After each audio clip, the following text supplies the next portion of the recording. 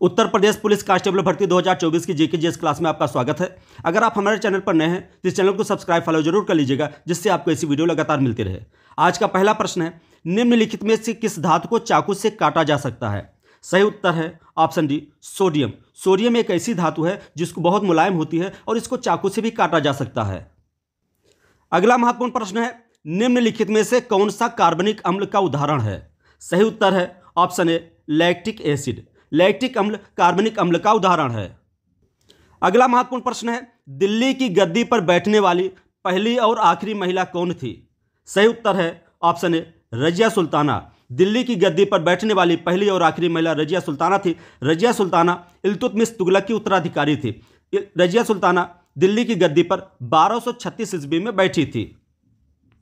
अगला महत्वपूर्ण प्रश्न है, जो अम्ल जलीय विलयन में पूर्णतः आयनित हो जाते हैं कहलाते हैं? सही उत्तर है ऑप्शन बी परबल अम्ल। परबल अम्ल जलीय विलयन में पूरी तरह से आयनित हो जाते हैं। अगला महत्वपूर्ण प्रश्न है, ग्रेनाइट किस प्रकार की चट्टान का उदाहरण है? सही उत्तर है ऑप्शन ए आग्नेय चट्टान। ग्रेनाइट आग्नेय चट्टान का उदाहरण है। आग्नेय चट्टानें प्राथमिक चट्टानें मानी जाती हैं। अगला महत्वपूर्ण प्रश्न है और वेरी इंपॉर्टेंट क्वेश्चन है, फार्मिक अम्ल पाया जाता है? सही उत्तर है ऑप्शन डी लाल चींटी में। फार्मिक अम्ल लाल चींटी में पाया जाता है। अगला महत्वपूर्ण प्रश्न देखिए, और यह प्रश्न बहुत ही महत्वपूर्ण है, भारतीय संगीत के जनक हैं? सही उत्तर है ऑप्शन बी सामवेद। सामवेद को भारतीय संगीत का जनक कहा जाता है। सर्वप्रथम सामवेद में ही सारे गामा का उल्लेख है। सामवेद को भारतीय संगीत का जनक इसलिए बताया जाता है क्योंकि यहाँ जितनी भी मंत्र और जितने भी ऋचाएं हैं इनको गाने का तरीका बताया गया है। अगला प्रश्न है, धातु का वह गुण क्या कहलाता है जिसके कारण उसकी सतह चमकदार रहती है? सही उत्तर है ऑप्शन डी धातुमय प्रदीपन। धातुमय प्रदीपन धातु का वह गुण होता है जिससे उसकी सतह चमकदार दिखती है।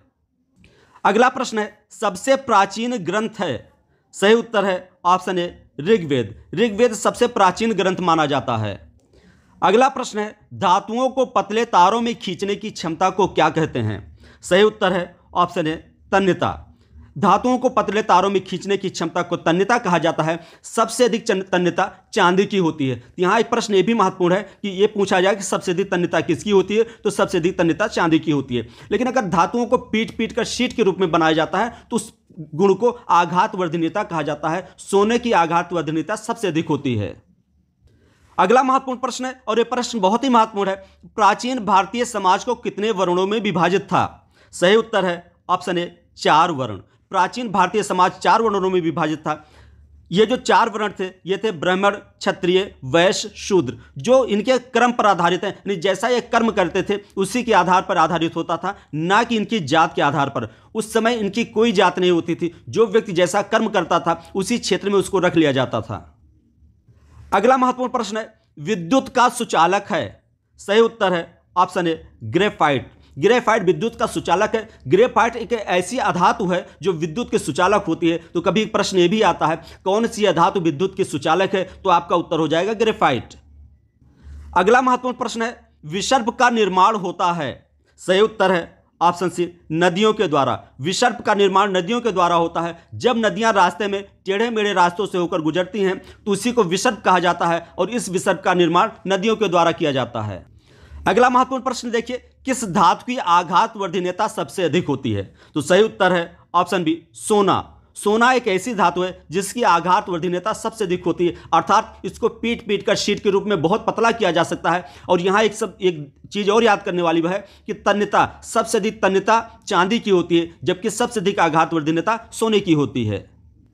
अगला प्रश्न है, शाहनामा पुस्तक के लेखक कौन है? सही उत्तर है ऑप्शन ए फिरदौसी। शाहनामा पुस्तक के लेखक फिरदौसी हैं। अगला महत्वपूर्ण प्रश्न है, कार्बन पाया जाता है?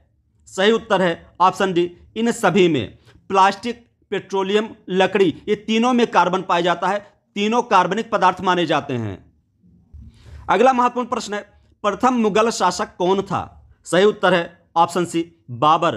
प्रथम मुगल शासक बाबर था। पानीपत के प्रथम युद्ध के बाद भारत में मुगल वंश की स्थापना हुई।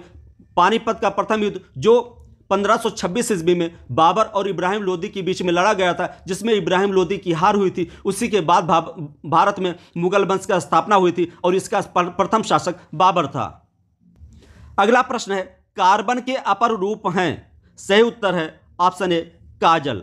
काजल कार्बन का अपर रूप है। इसके अलावा ग्रेफाइट, हीरा, ये भी कार्बन के अपर रूप माने जाते हैं।